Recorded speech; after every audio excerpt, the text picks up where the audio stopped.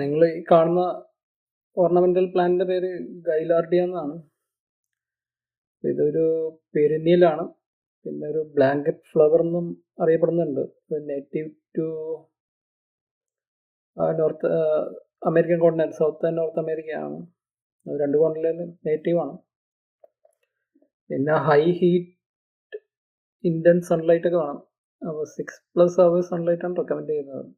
ഇത് ട്രോപ്പിക്സിലും വളരും, നമ്മുടെ നാട്ടിലും പിടിപ്പിക്കുന്നതാണ്.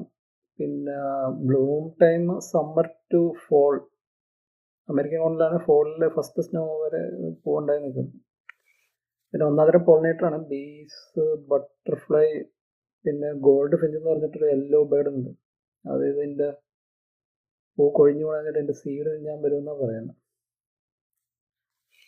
പിന്നെ ഒരുപാട് കളേഴ്സിലുണ്ട്. Crimson, sunset orange, bright yellow, deep maroon. നിങ്ങൾ കാണുന്ന കളർ ആരിസോണ സൺ എന്ന് പറഞ്ഞിട്ടുള്ള ഒരു വെറൈറ്റിയാണ് ഇപ്പോൾ കാണുന്നത്.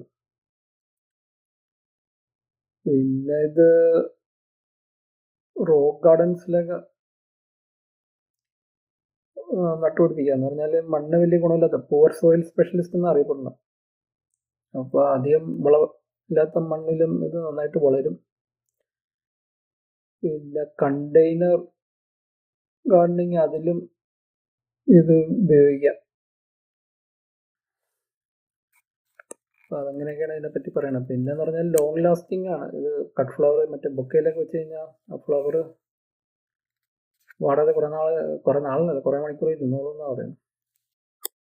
പിന്നെ ഡിയർ ആൻഡ് റാബിറ്റ് റെസിസ്റ്റൻറ്റ് ഒക്കെയാണ് ഇതിനെപ്പറ്റി പ്രധാനമായിട്ട് പറയാനുള്ളത്. ഇത് ഞാൻ കുറച്ചു നേരം കാണിക്കാം. ഇത് കഴിഞ്ഞിട്ട് ഇതിൻ്റെ ഒരു റെഡ് ഷെയ്ഡും കൂടി ഉണ്ട്, ആരിസോണ റെഡ് എന്ന് പറഞ്ഞിട്ടൊരു ഷെയ്ഡും കൂടി ഉണ്ട്, അതും കൂടി ഞാൻ കാണിക്കാം. ഇതൊക്കെയാണ് ഇതിനെപ്പറ്റി പ്രധാനമായിട്ട് പറയാനുള്ളത്. അപ്പോൾ നമ്മുടെ നാട്ടിൽ ഇത് പിടിപ്പിക്കാൻ ശ്രമിക്കുക, നട്ടുപിടിപ്പിക്കാൻ ശ്രമിക്കുക. ഗൈലാർഡിയ. ഈ വിദേശത്തൊക്കെ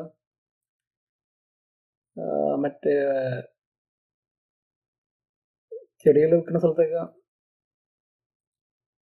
നല്ല ഫാസ്റ്റ് മൂവിങ് ഐറ്റമാണ് ഈ ഗൈലാഡിയ എന്ന് പറയുന്ന സംഭവം.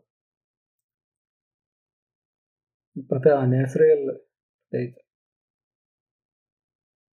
ഇതൊക്കെയാണ് ഇതിൻ്റെ വിശേഷങ്ങൾ. ഞാൻ കുറച്ചു നേരം കാണിക്കും.